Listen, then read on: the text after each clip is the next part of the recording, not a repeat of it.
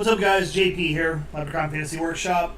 Gonna do a little bit of something different with a Dungeon Master planning session. Doing a town, city, hamlet, depending on the size, build. We'll do a walkthrough of how I plan it. It's not the only way to do it. If you guys look up the Dungeon Master's Guide for the WizKids has out for like 5e. Stuff like that. They've got things on how to do it. This is how I do it. I throw together cities, a lot of them, from time to time for a campaign, and then I have others that I fill out from as the campaign grows and as the players get involved, but I throw them on the map. So oftentimes what I'll do is I'll have a world map, and I'll show you my binder in a second here, and I'll create a bunch of cities just by their name.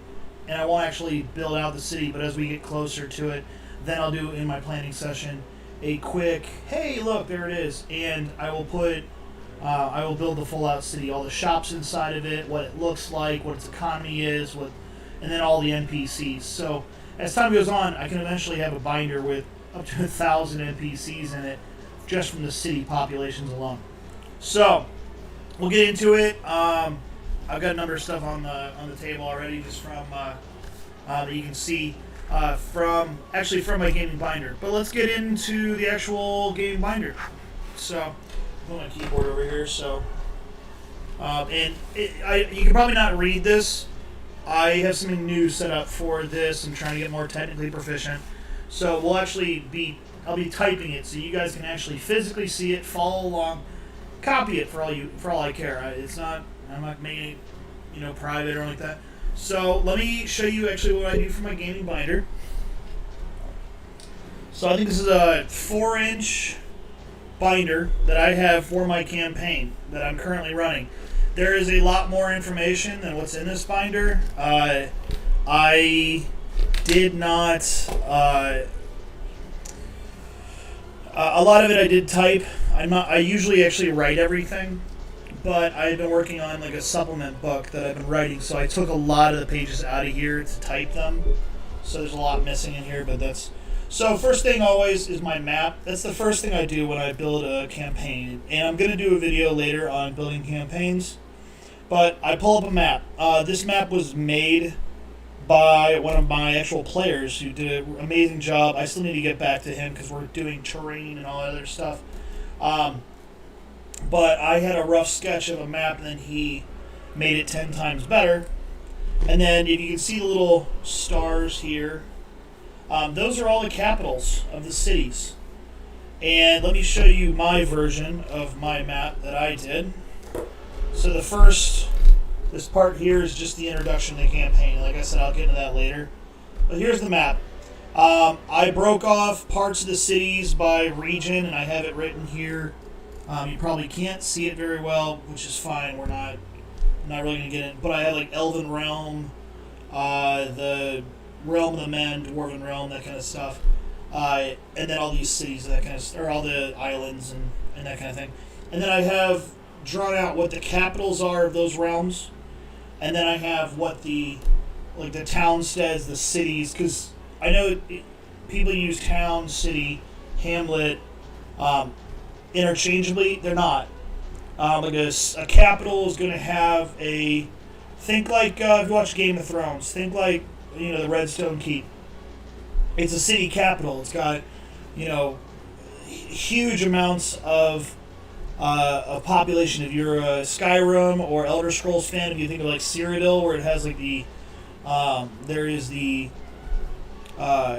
shop districts, there's the arena, there is the the Elven district where a lot of the upper class live. You have the slums, you have the dock sides, you have yada yada. So that's your capitals, your cities. They're a conglomeration of several towns that are kind of put together, if that makes sense.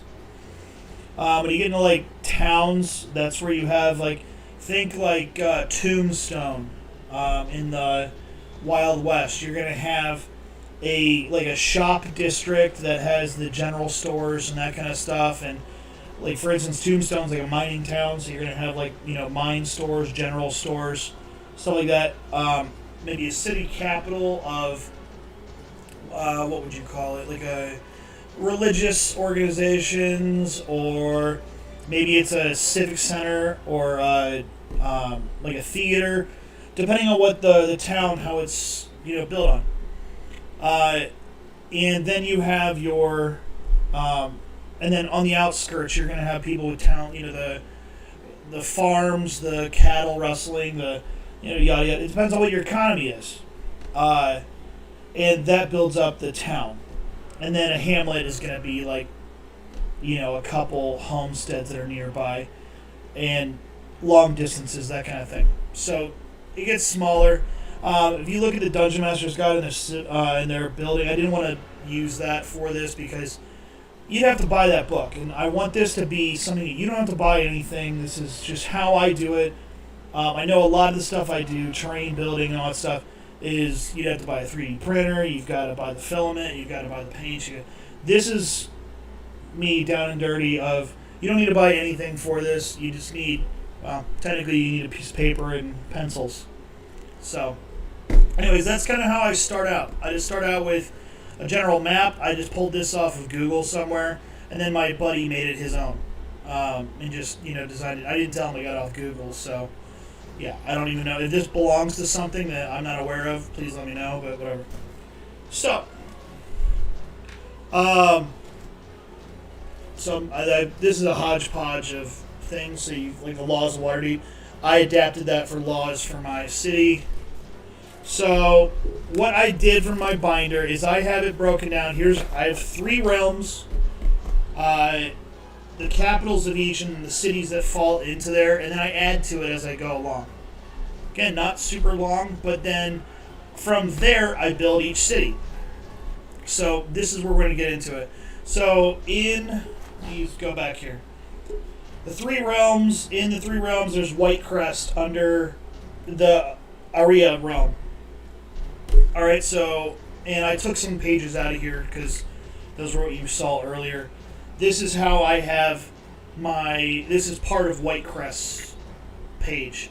And this can be one page, this can be several pages. As you build more into the city, as your players get more involved, you'll have more and more pages. So let me get rid of this binder, and I'll show you, we're going to start on actually building a city. So let's get into that. I'll show you what I did, and then we'll do one together. So, what I do, again, pieces of paper. These are 2 cities, by the way. Here's the first part of Whitecrest that I'm holding here. You can see I have a Whitecrest labeled at the top. Then this is the capital, and they're both. I put in the upper corner what realm they belong to. So when I'm in the binder, it's very organized. As you saw, I use tabs and all that stuff, so I can flip through it really quick. And then if there was a bunch of lore about the city, I can file that under each page. So, my breakdown, and I'm going to flip over to that, but first I want to show you the tools. We're going to go over what you should have to do a city, and then we're going to do one together. So, like I said, here's some of the examples of what I've used. Wanted to show you this book again. This isn't something you need to buy. You don't need to have this, but as a writer, I've used this for forever. I don't even know how long ago I bought it. Ignore that damage to it. I may or may not have shot a projectile at the book by mistake. So what this is, the Writer's Digest character naming source book. One of the things I struggle with is coming up with unique names. I actually keep this book on my D&D table with all my other binders. If a NPC comes out of nowhere that I somehow didn't name, all I have to do is just crack into this, and it has it by nationality, by the name. And then it's like female, and then a couple pages later, again, female, male.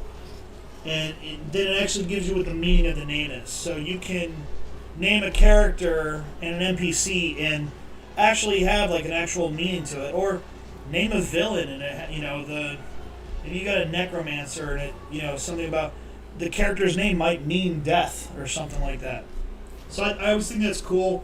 I use it for cities in a big way because I like the idea of a city as a community.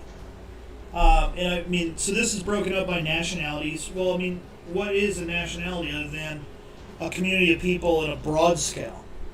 So what I do with my cities is I go through here, and I mean, there's tons. Like, this is Hebrew, Greek, German, French, English. Yeah. So it's one of those things where I can go and name everybody, and they have similar sounding names. If I go with Russian, all the characters' names are going to sound Russian. So I might do that for like an orc village or something. Whatever. So I just wanted to show you this. This is a really cool tool.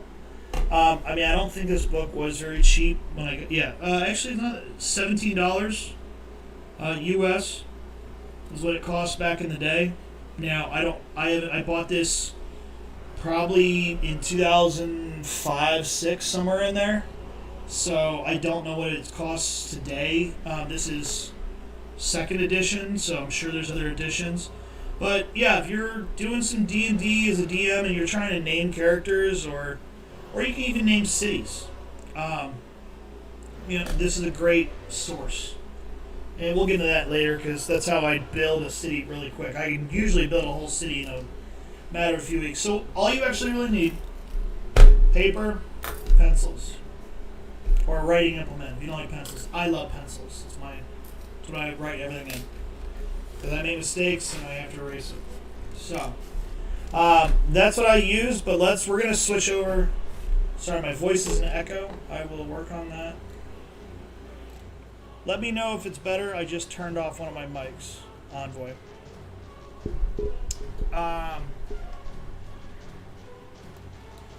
So, we're going to get into it. Let me switch over to our computer screen, and we'll start building a city.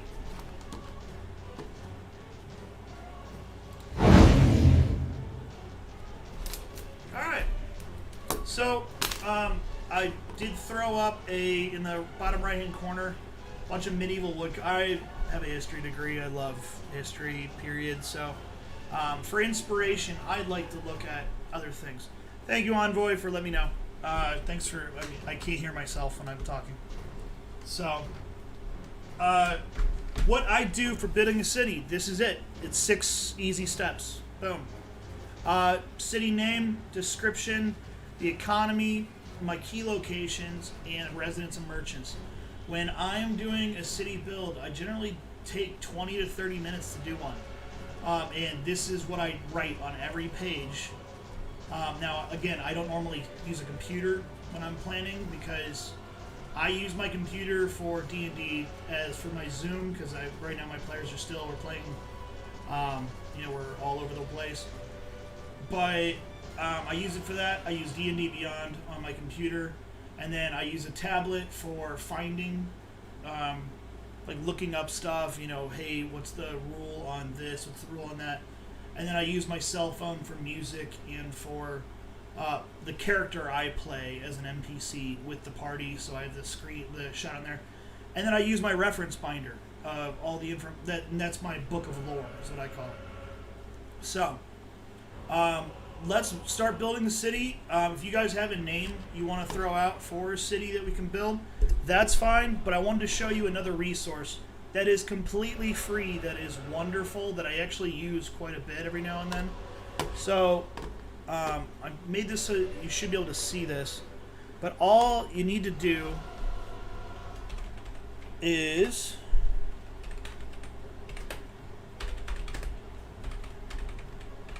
Google fantasy name generator. It always will be the same one every single time. It'll look like this. Everything. Anything you need a name. If you're playing Skyrim and you want to think of a cool name for your character, if you want to name a city, if you want to name dwarves, if you want to name dark elves, if you want to name wizards, whatever, it's got a tab for everything. So fantasy names, yeah. All these, if you click on one of these, it will create a generation list. Let's just troll names real quick. Scroll down. Yeah, there's a bunch of stuff. And it'll give you a bunch of names. You can pick one. If you don't like it, get male names, it'll change it. Get female names, it'll change it. You just keep on going over and over and over and over again. So we're naming a city. So place names. You got farm names. I think when I was looking at it earlier, like castle names. There you go, city and town names.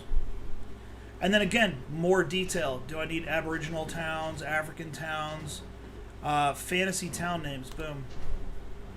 And let's see what it threw out for us. All right, let's just grab the first one. Windmere. I like that.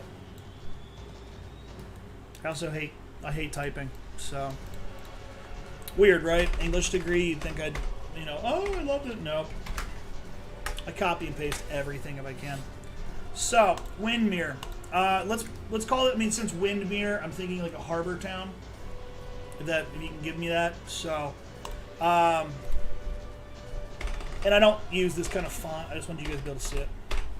So let's change that up so you guys can read it though.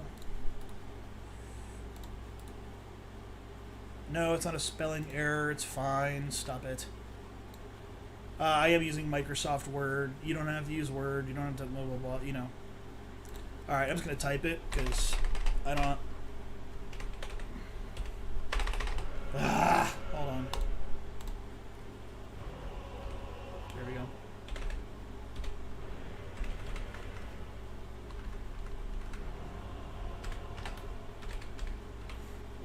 Just so everybody can see it. And by the way, what we're doing here is it's just a reference guide. So this isn't something that you need to, like, it's something that for you and only you to reference, to look at. So when your players are like, what kind of towns or what kind of shops are in here, you can easily go, boom, here's your 5 choices of shop. Here's this, whatever. All right, so we're naming it Windmere. I'm going to call it a harbor town. So...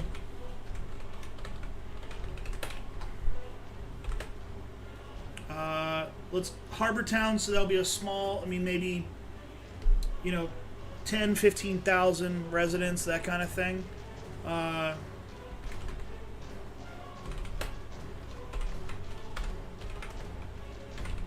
what I also do, like I said, I always have a map first. I would look at the map and put it somewhere. So I could say small harbor town, nestled, it's probably spelled wrong.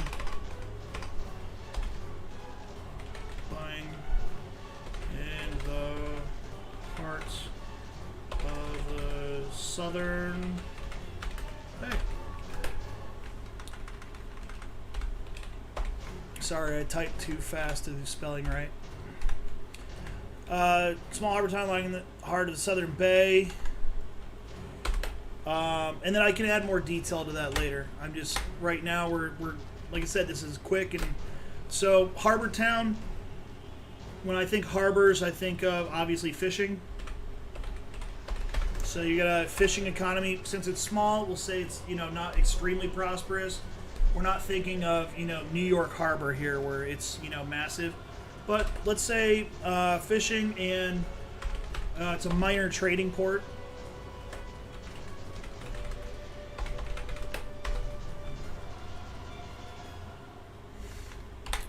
And then key locations. You need to start thinking of what would be in a harbor town. First thing, pubs. Now I don't want to type pubs. I need to type names of places. So again, you can use sources like the name generator thing here. They have like names for tons of different things. Now I'm not going to do that right now. I just wanted to show you it. Like I said, you can play around with that. But what I would do is I would name a couple bars. And since it's a harbor town, I'm going to use sailory names. So let's say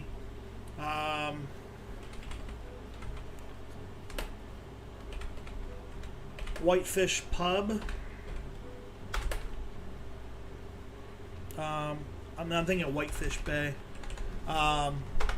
Let's call it you guys always have like the drunken something. Let's call it the Drunken Mermaid.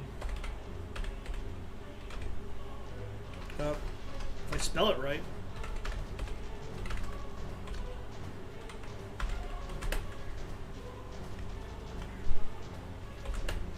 And so also what I usually do is I'll put what it is next to it, just so I don't forget. Because again, it's your reference. Drunken Mermaid. Let's get another one in there. Let's do a real seedy. Like this is where the Thieves Guild is at. Like Whitefish Pub could be like at your upper end. The Drunken Mermaid would be a place that there might be confrontation, but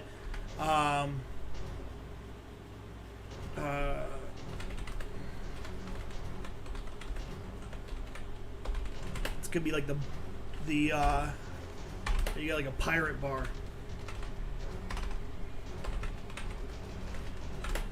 All right, so already we've gotten, again, you can add more detail to these places.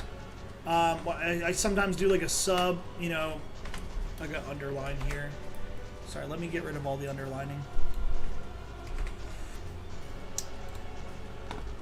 And just so you guys can spot it better, let's highlight the big six.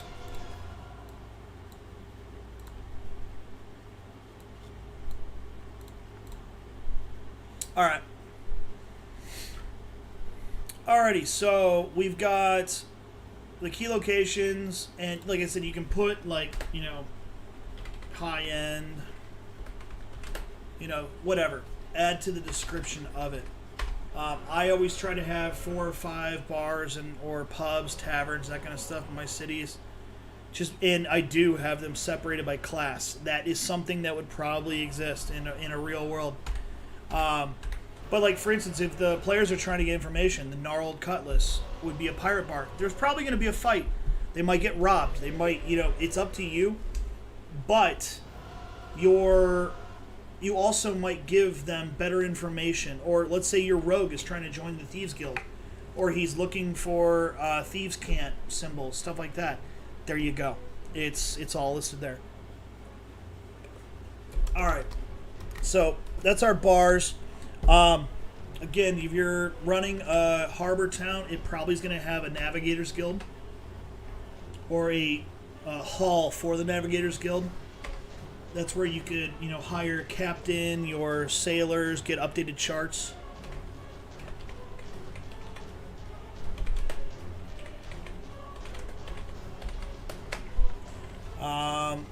We'll have a... there's going to be a birthing house for sailors, so let's call it Agatha's bunkhouse. And you'd probably have a couple of those. I'm not going to really get too much into those. And then not so much in the harbor, but you're going to have, general store. Again, pick a leg, Broken Donkeys general store, whatever.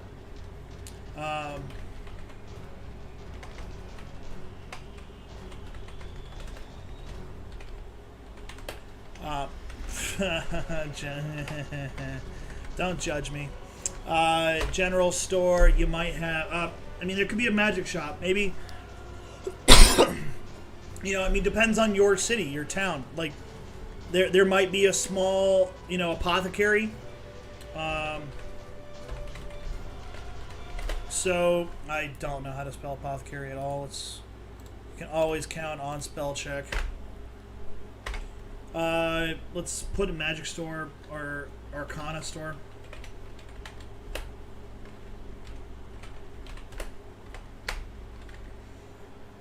So already we're getting some stuff here. Maybe your players are trying to research stuff. There might be a bookstore. You could have a section in the general store where there's a couple books. It's all up to you. For certain, in the Navigators Guild Hall, there's probably going to be, that's where you can buy tackle and that kind of stuff. But so far, we've got what? 3 bars, a Navigators Hall, Agatha's bunkhouse. That's a place the players can stay for the night. You can add as many of those as you want. More general stores, so there's competition. Maybe add 2 general stores and they're fighting over something, and one is fencing stuff from the Thieves Guild and one's not, and he's accusing the other. Whatever. Something I have in my world is I have what's called the Copper Consortium. It's a it's kind of like the union halls of all workers. It's the merchant class's place. So like a merchant's hall. That's where they, decide on the rules, what the prices are, that kind of stuff. Whatever. It's up to you. The more you know about medieval economies, that kind of stuff, the more you can add to it. Okay. So, what do we got here? What? 3, 4, 5, 6, 7, 8, 9 locations. Let's add one more, just for giggles. Let's add another, a nicer place that they can. Or actually, you have the mayor's house.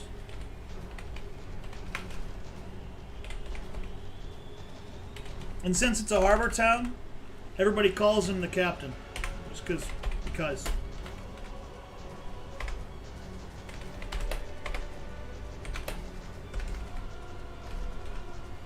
All right, so now we're just naming characters and people in there. You're gonna have. So what I always do is I put out here's 5 randoms of NPCs, and this is where my book comes in. So let's Harbor Town. I'm gonna go with let's see if there's a Scandinavian. Yep, Scandinavian. There you go. Old Norse. All right, so I'm gonna do. Let's do females first. So all I do is grab some names at random. There's a Darda. I don't throw last names often in it, and you can if you want. The medieval world, a lot of last names were more of an occupation or of where you're from. So you might have, Darl of what we call this, Windmere. Darl of Windmere, Darda, son of Houdin of Whitemere, whatever. If you want to have distinct, last names I don't like to think about. You can also do what their occupation is. For instance, if you guys know anybody named Smith, generally that's an old family name, and it means that their family was, a blacksmith, a ironsmith, a swordsmith, some sort of smith. Fletcher, they made arrows. That the last name was their occupation.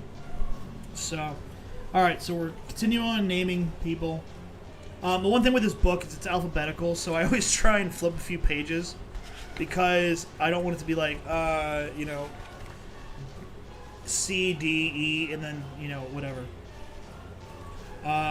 And then what I also do when I'm writing it is I'll put an F next to their names, say whether this is female, this is male, this is so Nos, and then you can also look at what the names mean. Darda, it means dart. So maybe she's the bartender and people play darts. Whatever. Things add to your. Again, it's you making your world. And for me, the name is enough for me to run with. I don't make character sheets for all my NPCs unless the NPC is somebody who might actually play or compete or fight with the players. And in that case, you need to know that going into it. If you want, let's say there's a brawler or two in the tavern, you need to make character sheets so you know what their stats are. Or just give them a general stat base of something that's pre-made. I do have a pre-made brawler, and I just assign a name to them over and over again. It's the same one, and I'll just adjust the stats as I'm going along.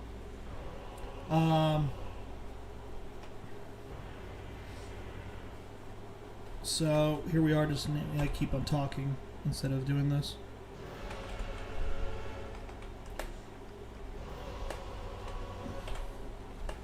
Alright, so we're just doing, again, like I said, we're just doing random names currently.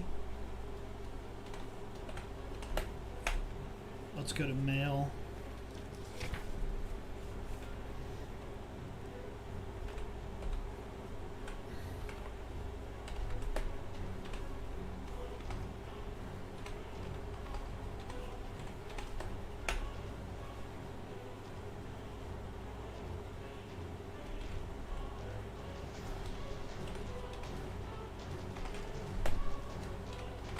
Ah! I don't want that.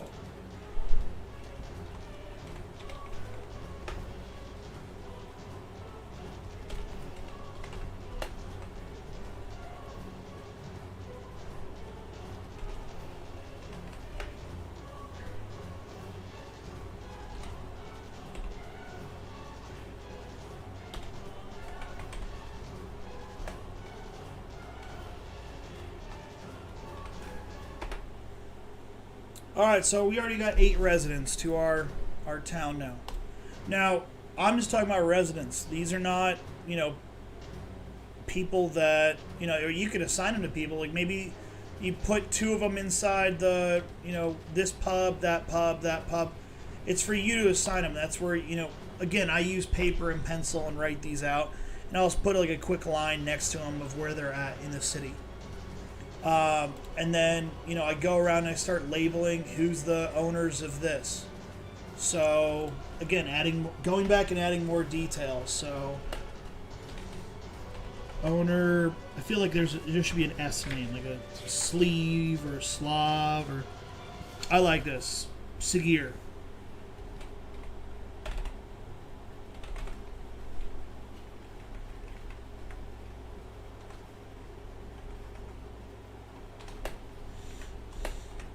Alright, owner of this, the Drunken Mermaid, I feel like that should be,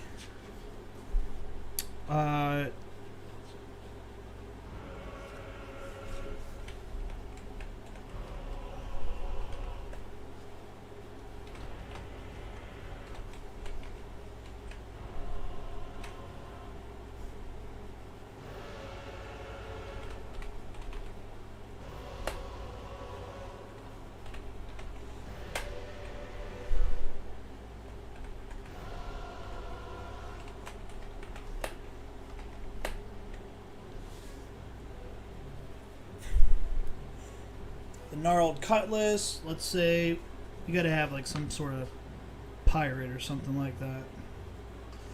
I'm gonna give him a second name too.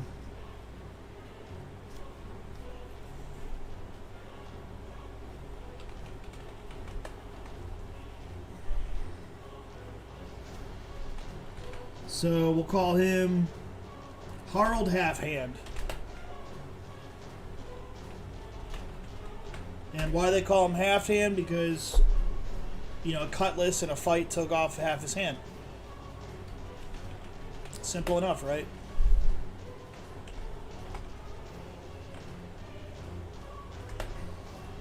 That's it. Like, you don't have to get really, it's not really like me being creative here. It is just straight up naming stuff, whatever. Navigators Guildhall. So, again, just to show you, this document is actually the book I've been working on for a while. And it's got all so here's the Navigators Guild that I wrote up of what they do and everything like that. So here we go. First Sea Lord. So maybe one of my captains is located here. So let's just, again, you're adding more to your world. So I'm just going to copy. And so now, this captain is located in the Navigators Guildhall as a member.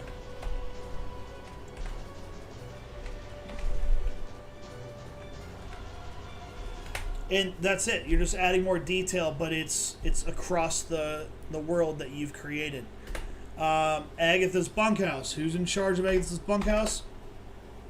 Steve. I would actually do that. That's something I would do. Like, oh, you got to go to Agatha's bunkhouse, and the players are like, oh, okay, we'll go and ask Agatha, and no one tells them, and then they get there, and it's not Agatha. It's, some angry guy named Glum. I like that. And, And when they're like, well, why is it called Agatha's Glum House? Well, do you want to, stay at a guy's house, or do you want to rent from a person named Glum? Well, no. See? I mean, again, just simple, stupid stuff that I come up with that... General store,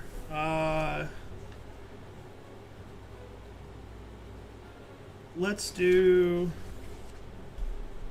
And for me, I like having a fully populated world of people of all genders, different races, that kind of stuff. What I would go through is go and, maybe this is a severe, human town. But then maybe the general store is owned by a dwarf. So then when I do that, I would try and find more of a dwarven name versus Scandinavian. But for this, since we're just trying to do a speed run, I don't want to waste so much time just trying to be that particular. But I would try and name all the dwarves something.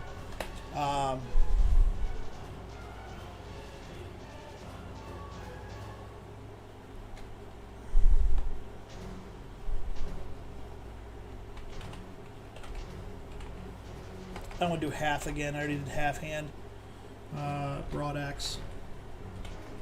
So, dwarven.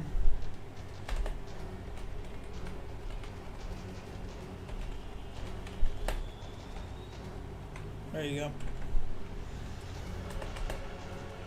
Apothecary. Let's throw in... And you can see how my book helps. I mean, it's making it so it's, painless for me. I'm not thinking of... What should I name them? I just flip, and the first name that pops out to my fancy is the name. Garter.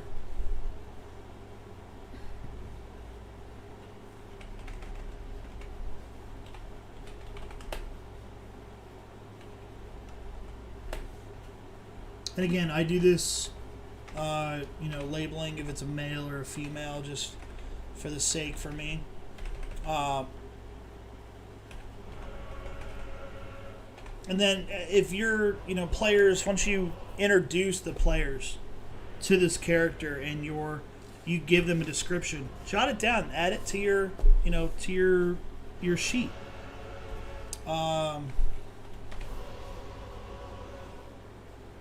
Looking for a magic name here.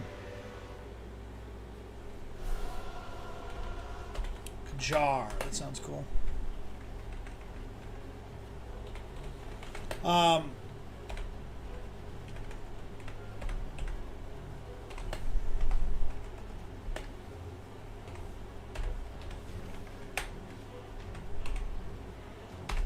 So the Merchant's Hall, again, it's another one of the guilds that I've created.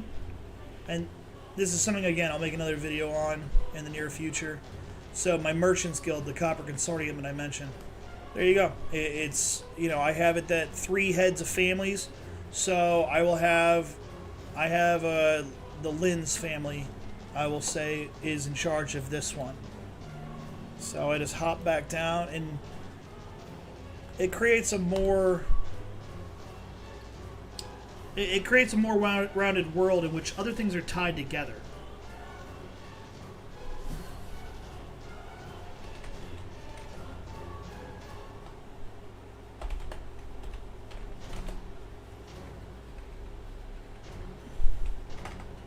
So she has the last name of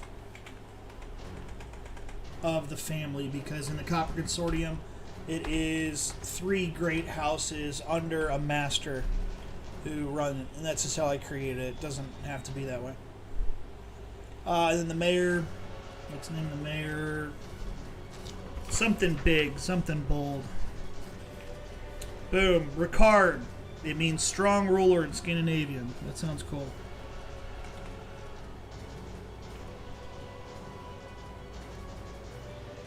Let's call him Ricard the Bold.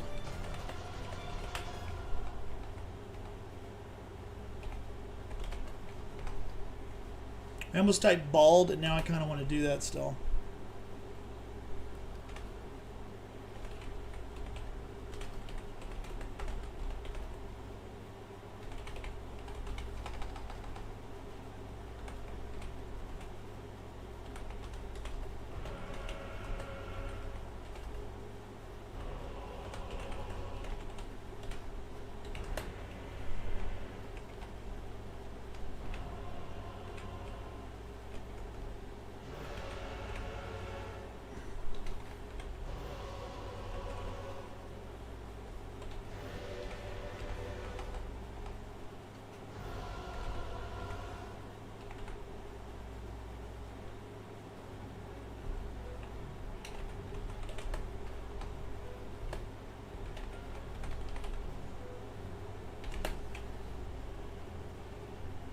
There you go.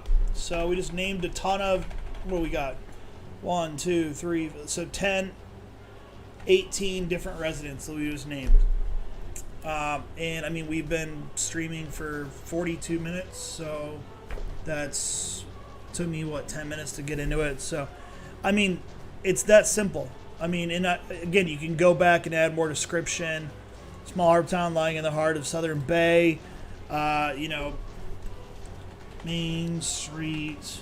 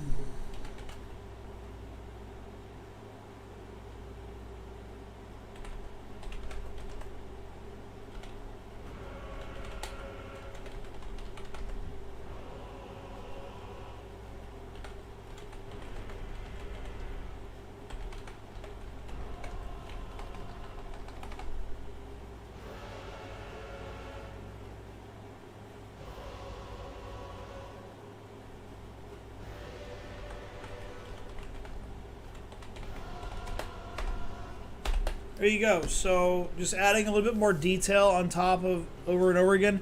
So now I've got, 3 bursts for large ships. When the players arrive, have a fleet of ships in your mind. Again, it's another page you can add to your campaign. And you don't have to have all of this done when you start a new campaign if you're creating one from scratch. It's, again, my process is simply, what is the big bad guy? First thing I need to really figure out what's the main antagonist of the party, and then I need to also know who the players are. It's always a thing because I want to make sure I work their backstories into it, and then what's the world they live in. So again, like I said, I grab a map, I put a couple places in, and then it's simple enough. It's start building on that.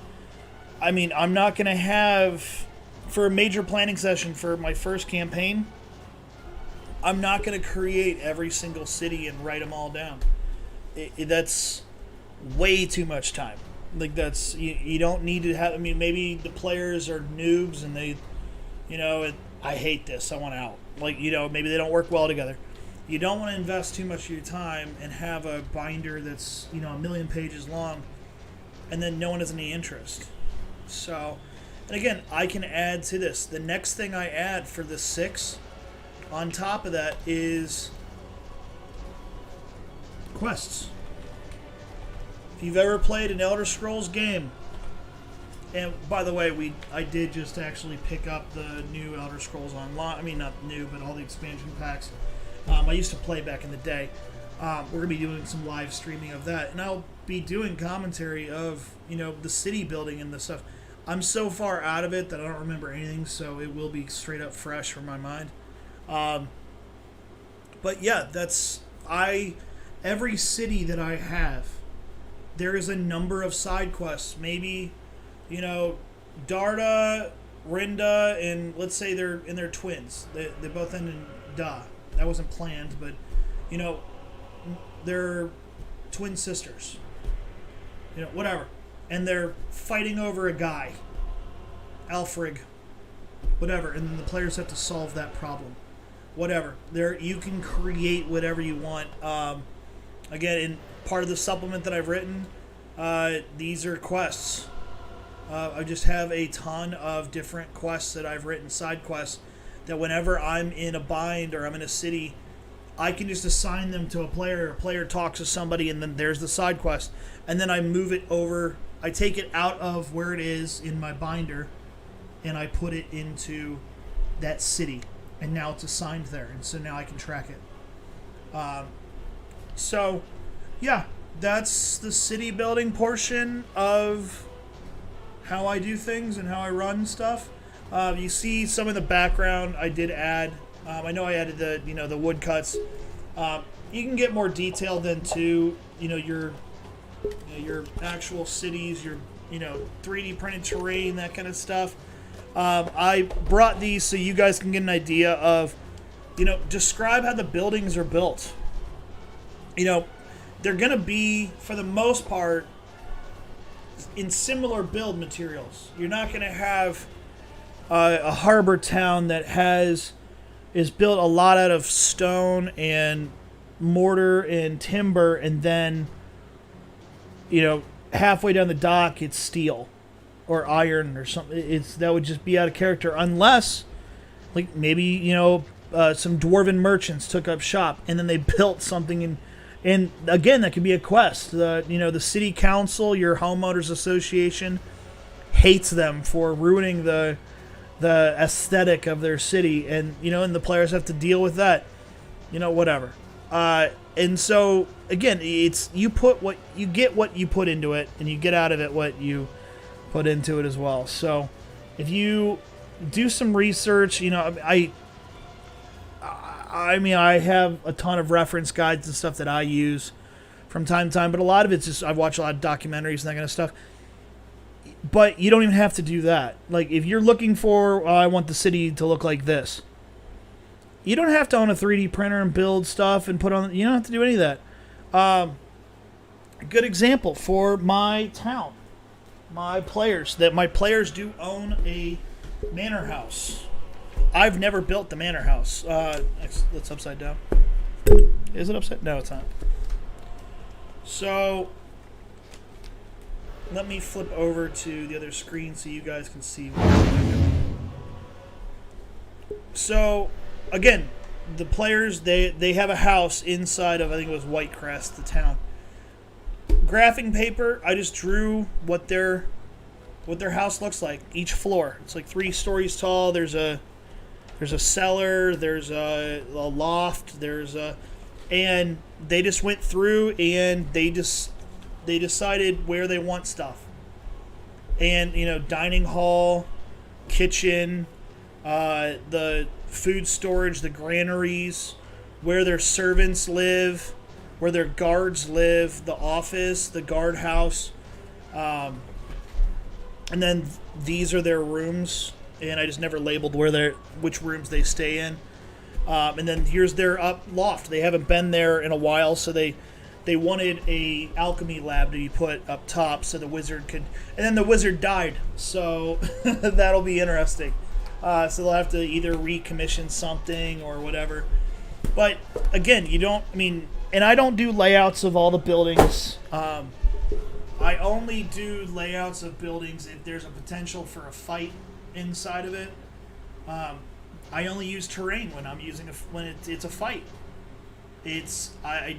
Everything else is theater of the mind for me. It's if you watch Critical Role, I do the exact same thing as what Matt does. When there's a fight, I bring terrain in, and when the fight is over, terrain goes back on the shelves, and we continue on. So I know this is like a shorter video. The Dungeons and Dragons, or not Dungeons and Dragons, but the DM tips, the tabletop creation stuff. I'm trying to figure out a length of time. When it's painting, yeah, it could take hours, but that's kind of how I build stuff. And yeah, so again, I'll give you guys one review over of our city that we created together. Again, you got to come up with a name for it.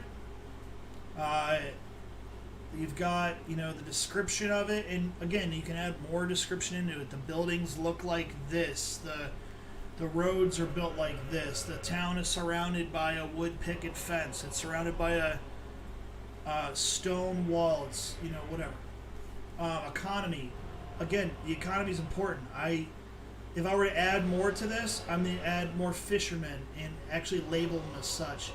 I'm going to come up with problems in the town. Maybe a resident was murdered and they are still trying to solve it. Have a couple problems in the town that when they come in, they start talking to barkeeps. The players can jump on that if they want or not. You don't have to, I don't like quests in quest givers when it's just, here's the main quest and that's all. Everything else is hunky-dory in the town. No. Real life. Problems happen. It's gonna happen. So yeah, and then like I said, key locations. Again, I could add to this list forever.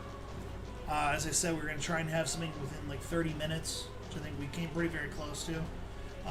Naming, a bunch of residents.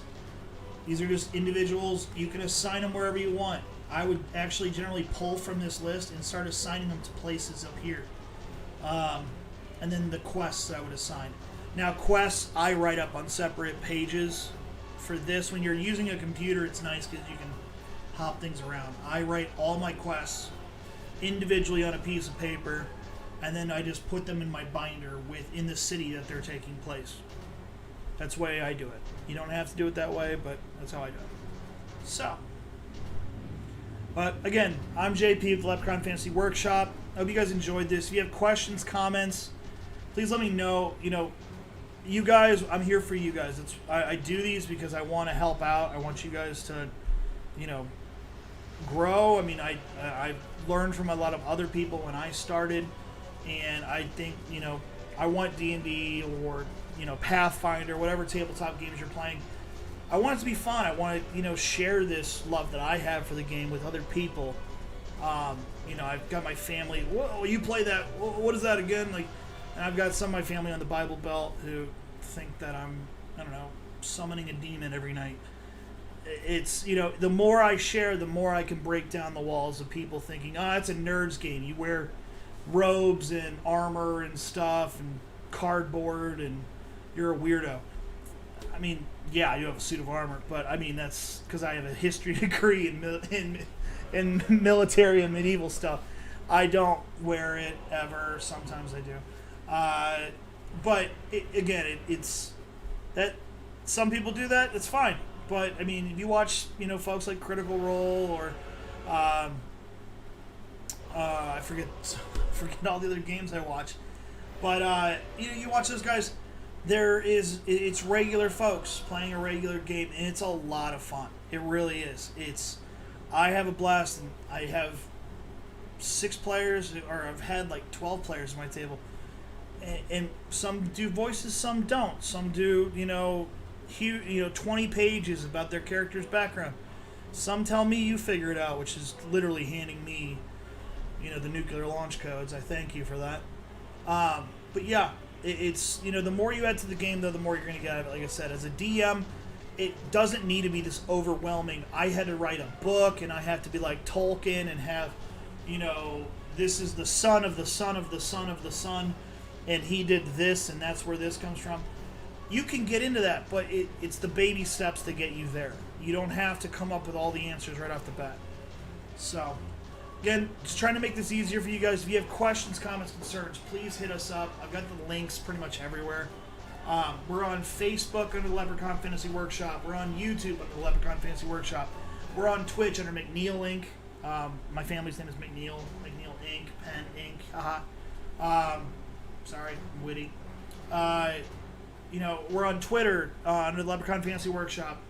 I think it's at Leprechaun Work is what the Twitter handle is. Let us know what you think. If there's something more we can do, if there's something more you want to see, I've got a lot of things I have planned out where I'm still working on videos, sending them out 30 minutes in length, trying to speed up the painting videos, so it's not a slog of, I had to watch that for an hour and I've got other things to do.